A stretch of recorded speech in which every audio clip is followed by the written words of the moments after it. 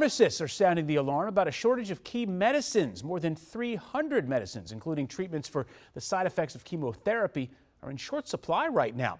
President Biden called on Congress in April to address the broken drug market while also offering an incentive to hospitals to keep key drugs in stock. CBS reporter Skylar Henry learned how the shortages can make or break a patient's recovery.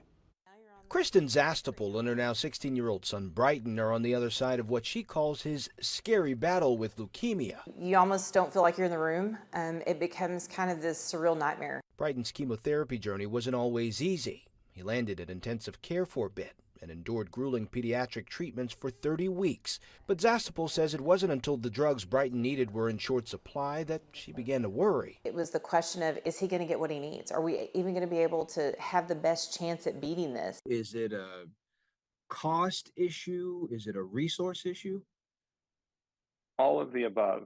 Michael Gagno with the American Society of Health System Pharmacists says drug shortages are reaching historic highs. We tend to think of some of the pharmaceutical companies making lots and lots of money, but in reality, some of these generic medications make very, very slim margins. The Biden administration wants Congress to pass legislation to address the issue. Advocates from the nonprofit Angels for Change are putting pressure on manufacturers to bolster the supply chain. It has to be sustainable. It has to be redundant. And we have to have recourse so that if it does fail, we know exactly what tools we're going to activate. We were very lucky in that Brighton was such a fighter and really pushed through.